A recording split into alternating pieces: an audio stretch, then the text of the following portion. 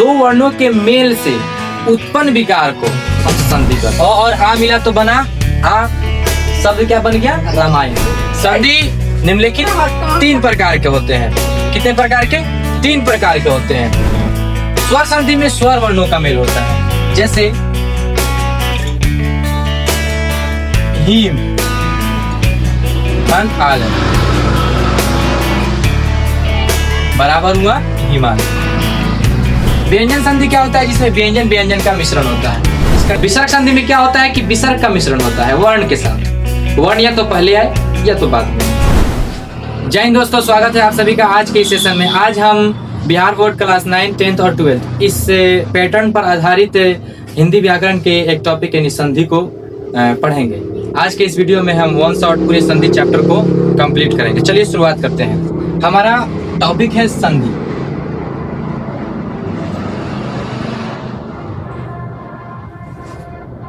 संधि किसे कहते हैं? सबसे पहले हमारे मन में सवाल ये उठता है कि संधि क्या होता है, किसे कहते हैं? तो दो वर्णों के मेल से उत्पन्न विकार को, यानी जब दो वर्ण मिलते हैं, जैसे अ प्लस अ मिलेगा तो आ बनता है, उसी तरह से दो वर्णों के मेल से उत्पन्न विकार को हम संधि कहते हैं। जब दो वर्ण मिलते हैं तो उनसे जो विकार उत्पन्न होता है उसे ही संधि कहा जाता है।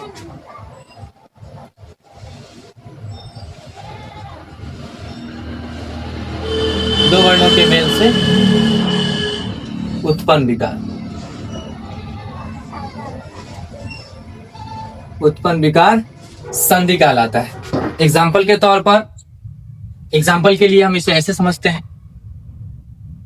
जैसे मान के चले यहां लिखा हुआ है राम और प्लस आई,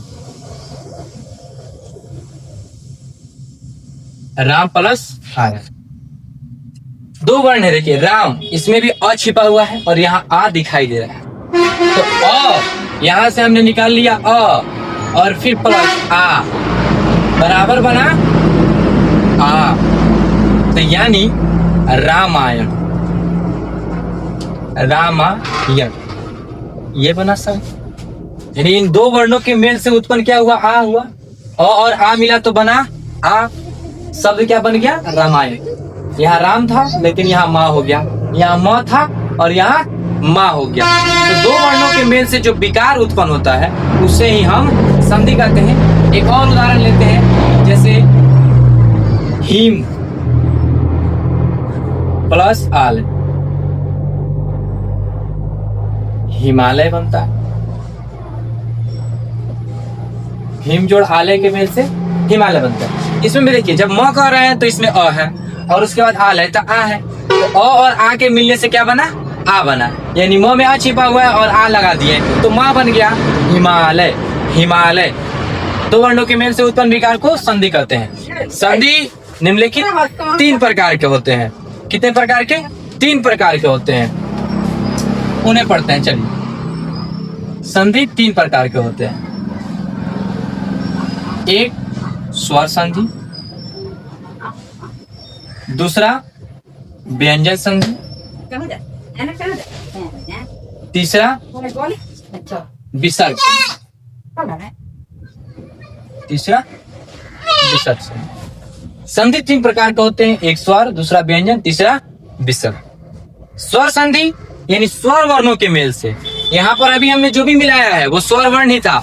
एक उदाहरण और लिख देते हैं, जैसे दिक जोड़ गज बराबर, देखो ये जो क है ये अपने तीसरे अक्षर में बदल जाएगा, तो क ख ग, तो दिग्गज क्या बन जाता है? दिग्गज। और ये उदाहरण है व्यंजन संधि का, ये व्यंजन संधि का उदाहरण है, जबकि ये दोनों स्वर संधि का उदाहरण है। क्यों? क्योंकि इसमें स्वर का मेल हुआ है न कि व्यंजन का, और इसमें व्यंजन का मेल हुआ है। ये क हलंत यहाँ पर ग हलंत में बदल गया है तो दिग्गज बन गया। स्वर संधि में स्वर वर्णों का मेल होता है, जैसे हिम धन आल बराबर हुआ हिमालय। इसमें क्या मिला? तो हिम जब कह रहे हैं तो इसमें अ छिपा हुआ है, हिम में अ छिपा हुआ है और आलय में आ छिपा हुआ है और इसके मिलने से बना आ। यहाँ तो तीनों की तीनों स्वर है, चारों स्वर है। आप वर्ण और वर्णमाला जो हमने टॉपिक पढ़ाया है उसे जरूर से एक बार देख लें, ताकि आपको ये समझ में आ जाए कि कौन स्वर है, कौन वर्ण व्यंजन है और कौन संयुक्त व्यंजन है। ये सारी बातें समझ में आ जाए ताकि वर्णों को पहचान सके। हमने उसमें वर्ण किसे कहते हैं, वर्णमाला किसे कहते हैं, सारी बातों को अच्छी तरह से एक्सप्लेन कर दिया है। वर्णमाला वर्णों के समूह को वर्णमाला कहते हैं। वर्ण किसी भी भाषा की सबसे छोटी इकाई वर्ण कहलाता है। वर्ण दो प्रकार के होते हैं, एक स्वर दूसरा व्यंजन। इन सारी बातों पर हमने चर्चा कर लिया है, तो जरूर से उसे एक बार देख ले, फर्स्ट क्लास को जरूर से देख ले। तो स्वर वर्ण से कहते हैं जिसमें स्वर वर्णों का मेल होता है। इसका एक ट्रिक होगा यहाँ पे। ट्रिक क्या होगा? स्वर प्लस स्वर, स्वर प्लस स्वर इज इक्वल टू स्वर। यानी स्वर प्लस स्वर, स्वर स्वर के मिलने से क्या बनता है? स्वर वर्ण ही बनता है। ये इसका ट्रिक। इसमें कोई व्यंजन का मिश्रण नहीं होगा। एक दो और उदाहरण जैसे देख ले यहाँ पर, मान के चलते हैं हम, जैसे राम प्लस इस बराबर हुआ रमेश। देखें, जब हम राम कहते हैं तो इसमें से अ निकाल लें, प्लस ई बराबर अ जोड़ ई मिलने से बनता है ए। तो यहाँ देखिए रमे, में बना कि नहीं बना? में, रमेश। उसी तरह से धनोज, धनोज एक वाक्य है। अब मान के चल, देखिए धन, धना नहीं, ये विसर्ग संधि का उदाहरण है। दिनेश,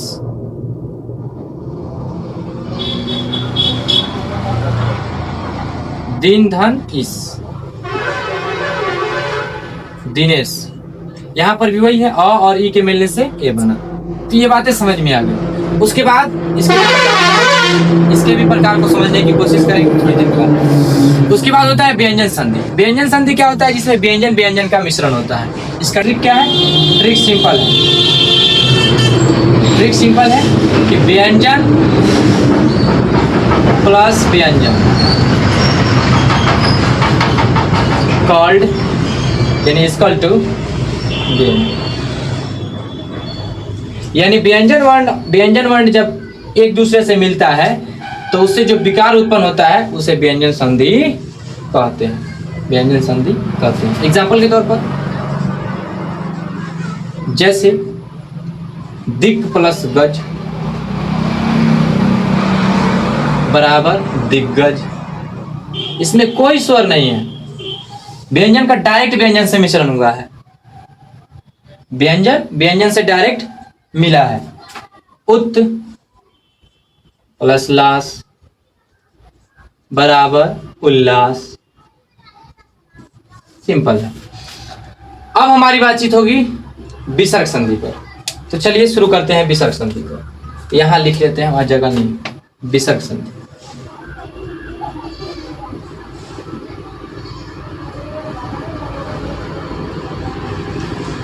जो चीज उसमें है वही चीज इसमें भी है। यदि विसर्ग के बाद या पहले कोई वर्ण आता है और विसर्ग उसके साथ मिलकर के परिवर्तन करता है तो उसे विसर्ग संधि कहते हैं। उसे विसर्ग संधि कहते हैं। यहाँ इसका ट्रिक,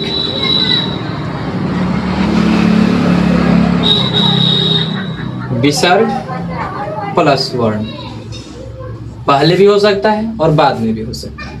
ये रहा इसका ट्रिक। इसे हम यूँ समझते हैं एग्जाम्पल के तौर पर। एग्जाम्पल से बहुत ज़्यादा अच्छे तरीके से समझ में आ जाता है। एग्जाम्पल के तौर पर हम एक शब्द लेते हैं, जैसे मन जोड़ ज।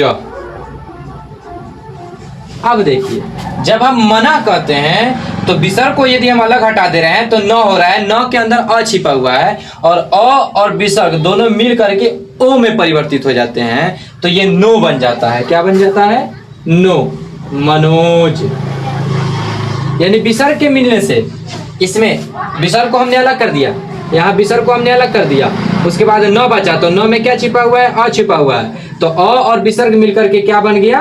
ओ बन गया, मनोज बन गया। उसी तरह धन प्लस ज बराबर धनोज, एटसेट्रा, और भी बहुत सारे हैं।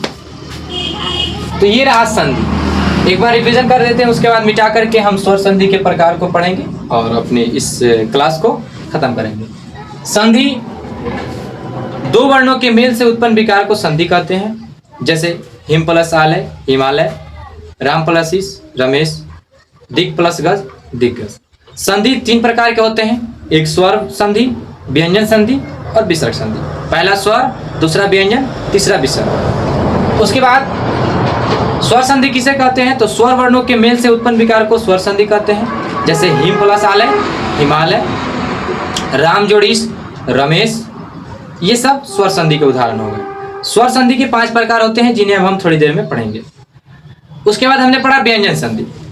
तो व्यंजन संधि में व्यंजन व्यंजन का मिश्रण होता है, यानी व्यंजन व्यंजन के साथ मिलने से जो विकार उत्पन्न होता है उसे व्यंजन संधि कहते हैं। जैसे दिक प्लस गज बराबर दिग्गज, उत प्लस लास उल्लास, ये सारे व्यंजन संधि के उदाहरण हैं। उसके बाद हमने पढ़ा विसर्ग संधि। तो विसर्ग संधि में क्या होता है कि विसर्ग का मिश्रण होता है वर्ण के साथ। वर्ण या तो पहले आए या तो बाद में आए। पहले के साथ भी मिश्रण हो सकता है या बाद के साथ भी मिश्रण हो सकता है। जैसे मना प्लस ज मनोज, धना प्लस ज धनोज, यानी जिसमें विसर्ग के साथ मिश्रण हो वर्ण का। चलिए अब हम अगले टॉपिक पर चलते हैं, यानी स्वर वर्ण के प्रकार के ऊपर। तो स्वर संधि के 5 प्रकार होते हैं, उन 5 प्रकार पर हम चर्चा करते हैं। चलिए शुरू करते हैं। दीर्घ स्वर संधि, सबसे पहला इसका प्रकार है दीर्घ स्वर संधि। दीर्घ स्वर संधि क्या होता है कि चाहे ह्रस्व स्वर मिले चाहे दीर्घ स्वर मिले, दोनों ही परिवर्तित हो जाते हैं दीर्घ स्वर में। यानी यदि अ के बाद अ आता है तब भी आ हो जाएगा, अ के बाद बड़ा अ के बाद आ आता है तब भी वो आ ही हो जाएगा, आ के बाद अ आता है तब भी आ हो जाएगा, आ आता है तब भी वह आ ही हो जाएगा। यानी कि पूर्ण तौर पर वह दीर्घ ही में परिवर्तित हो जाएगा। आपने पढ़ा होगा ह्रस्व स्वर और दीर्घ स्वर, तो ह्रस्व हो या दीर्घ हो दोनों मिलकर के वह दीर्घ में ही परिवर्तित हो जाते हैं। इसका ट्रिक क्या होगा? ट्रिक सिंपल है। ट्रिक ये है कि दीर्घ हो यानी दीर्घ प्लस ह्रस्व सब किस में परिवर्तित हो जाएंगे? दीर्घ ही में परिवर्तित हो जाएंगे। चाहे दीर्घ स्वर हो चाहे ह्रस्व स्वर हो, वह दीर्घ ही में परिवर्तित हो जाएगा। जैसे इसके उदाहरण के तौर पर हम यह कह सकते हैं, एग्जाम्पल के तौर पर राम विद्या प्लस आल। यहां देखिए ये दोनों वर्ण दीर्घ ही है। जैसे विद्या जब करें तो इसमें भी आ है, यानी इसमें आ है और इसमें भी आ प्लस आ बराबर क्या बना? आ बन गया, यानी दीर्घ ही परिवर्तित हो गया, दीर्घ ही में बदल गया। तो यहाँ क्या बन गया? विद्यालय। राम प्लस आयन, यहां कुछ अलग है, भिन्न है। क्या बना? रामायण, रामायण। कैसे? राम जब कह रहे तो इसमें अ है और वही आलय में आ है, तो अ और आ मिलने से आ बन गया, तो रामायण। ये रहा दीर्घ स्वर संधि।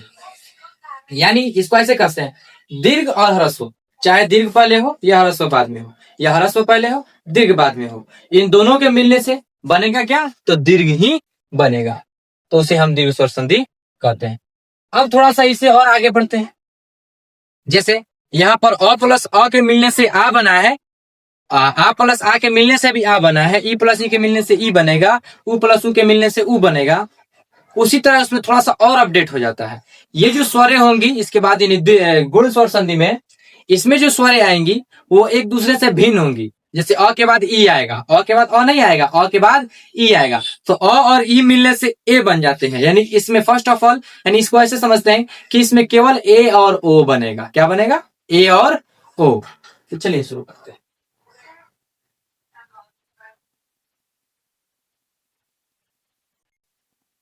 ट्रिक इसका क्या होगा? ट्रिक होगा भिन्न भिन्न स्वर।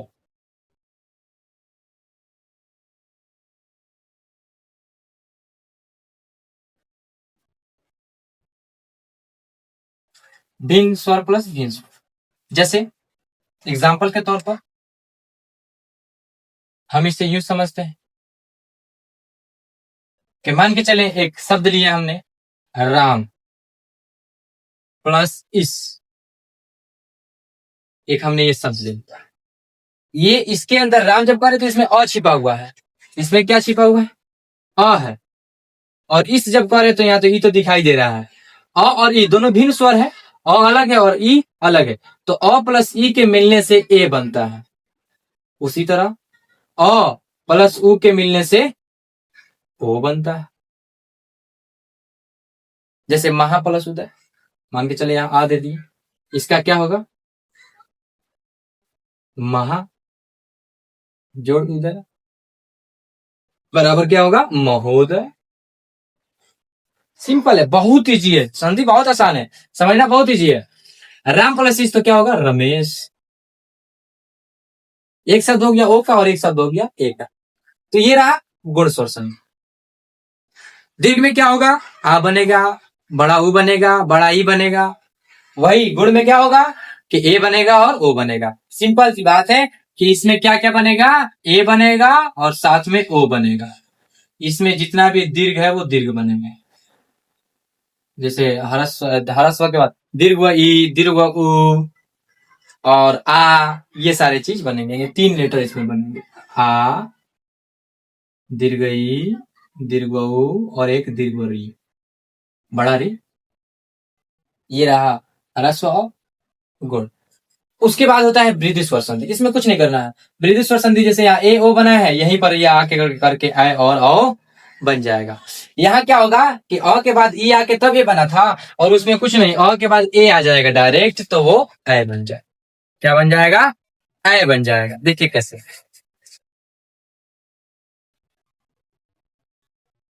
इसका ट्रिक क्या हो,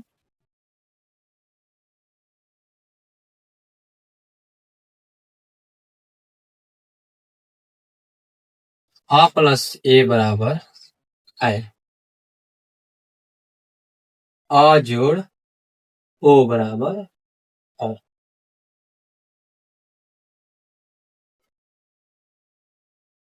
कुछ नहीं, सिंपल है। यहाँ आ भी हो सकता है, आ भी हो सकता है, कुछ भी हो सकता है। अ लिखे हैं तो आ पर भी हो सकता है, आ पर भी हो सकता है। जैसे इसको ऐसे समझते हैं,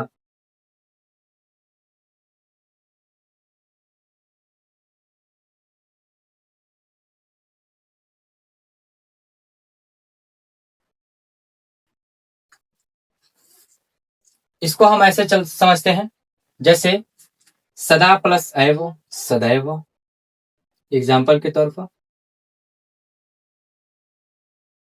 एक शब्द लिया सदा प्लस एव बराबर सद,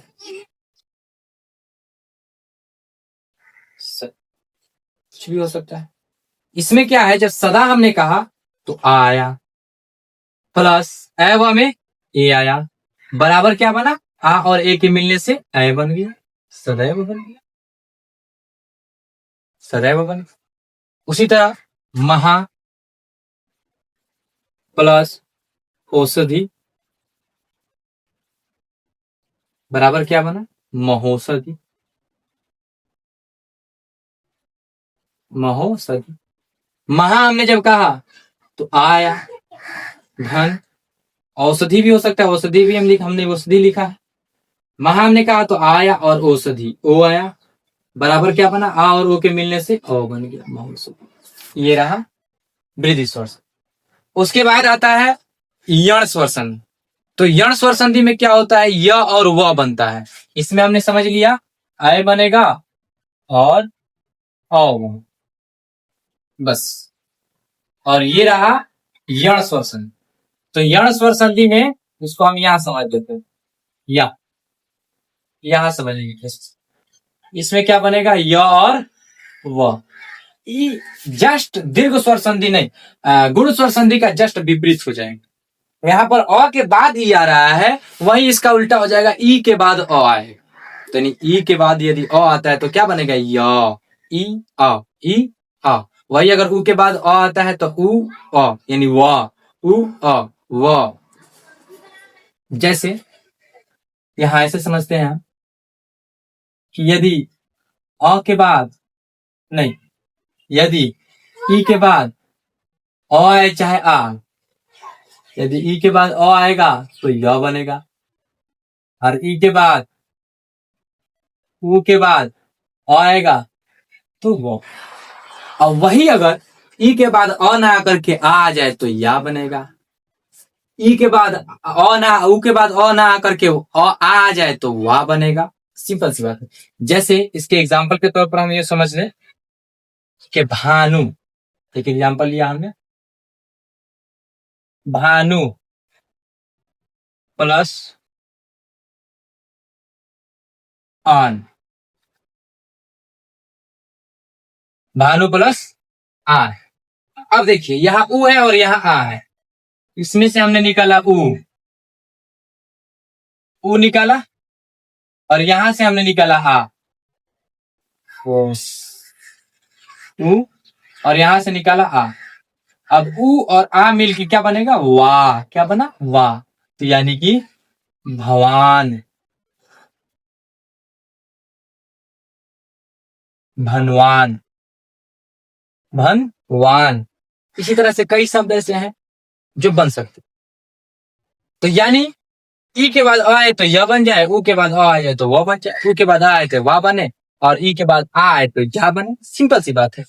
उसके बाद अब हम समझते हैं अयादी स्वर संधि।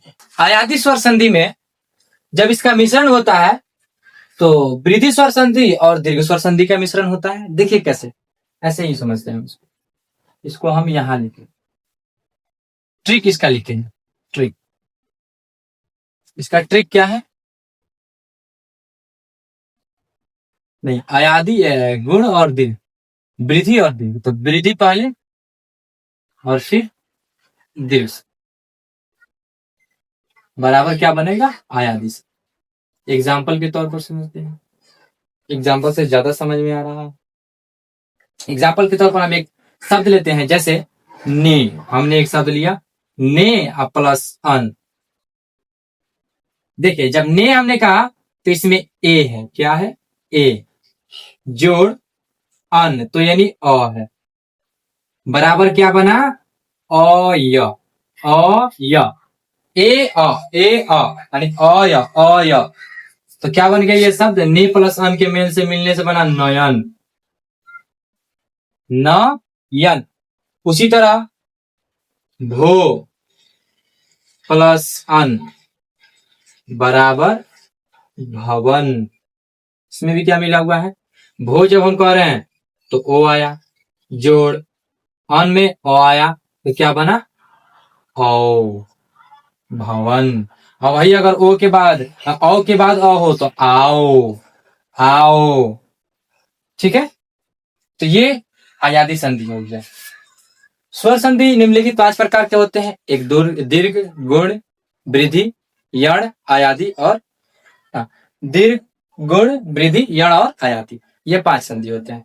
दीर्घ स्वर संधि में जो कुछ भी मिल रहा है, ह्रस्व मिले दीर्घ मिले, दोनों दीर्घ में परिवर्तित हो जाते हैं। जैसे राम प्लस आया बराबर रामायण, विद्या प्लस आलय विद्यालय, शिक्षा प्लस आलय शिक्षालय। उसी के बाद गुण स्वर संधि, गुण स्वर संधि थोड़ा उससे ज्यादा अपडेट हो जाता है, यानी बढ़ जाता है। इसमें और थोड़ी सी बातें बढ़ जाती हैं, बस ये जो स्वर आएंगे वो भिन्न होंगे, एक दूसरे से अलग होंगे। जैसे अ आएगा तो अ नहीं आएगा, बल्कि अ के बाद ये आ सकता है, वो आ सकता है। एग्जाम्पल के तौर पर यहाँ हमने लिखा है राम प्लस रमेश, राम के बाद अ के बाद ये आया, ए बन गया। उसी तरह वृद्धि स्वर संधि, ये थोड़ा सा और ज्यादा डेवलप हो जाता है, यानी यहाँ ए बन रहा था यहाँ आई बन जाएगा। गुण स्वर संधि उसमें और बढ़ गया है, उसमें कोई पूरी तरह से वर्ण बन जाएगा, यह बन गया वो बन गया। उसके बाद होता है आयाती। इस तरह से हमने पूरे संधि चैप्टर को खत्म करते हैं। आपसे सवाल पूछ सकता है एग्जाम में, PYQ के तौर पर हम इसे सॉल्व कर लेते हैं। एग्जाम में आपसे पूछ सकता है कि उज्जवल कौन सा संधि, उज्जवल कौन सा संधि है। उत प्लस ज्वल बराबर उज्जवल होता है, तो यानी कि यह कौन सा संधि होगा, उत प्लस ज्वल बराबर उज्जवल। तो उज्जवल कभी भी उज्ज्वल कभी भी व्यंजन संधि ही होगा। क्या होगा? व्यंजन संधि। संधि के कितने प्रकार होते हैं अगर एग्जाम में पूछ दे तो संधि के 3 प्रकार होते हैं। कौन कौन से? स्वर, व्यंजन और विसर्ग। सारी बातें हमने पढ़ी। हिमालय कौन सी संधि है पूछ सकता है, तो हिमालय स्वर संधि है। कौन सा स्वर संधि? तो दीर्घ स्वर संधि। इस तरह से ये एग्जाम के लिए इतना काफी है। हम जितना उम्मीद किए हैं कि आपकी आधारभूत समझ इस चैप्टर को पढ़ के हो जाएगी। आई होप कि आपको ये क्लास इंटरेस्टेड लगा होगा। यदि आपको ये सेशन अच्छा लगा है तो वीडियो को लाइक कीजिए, चैनल को सब्सक्राइब कीजिए और जरूर से अपने दोस्तों के साथ भी शेयर कीजिए ताकि उनको भी एक अच्छा रिसोर्सेस मिल सके, कंटेंट मिल सके और अच्छी तरह से वो अपनी तैयारी को मजबूत कर सके और अपने इस 2027 के टारगेट को पूरा कर सके। मिलते हैं नेक्स्ट चैप्टर में, तब तक के लिए धन्यवाद। हो सकता है कि अगला चैप्टर हम लोग का 9th क्लास का पॉलिटी भी हो सकता है या फिर इसी के आगे हम लोग हो सकता है समाज को शुरू करें। मिलते हैं, तब तक के लिए धन्यवाद।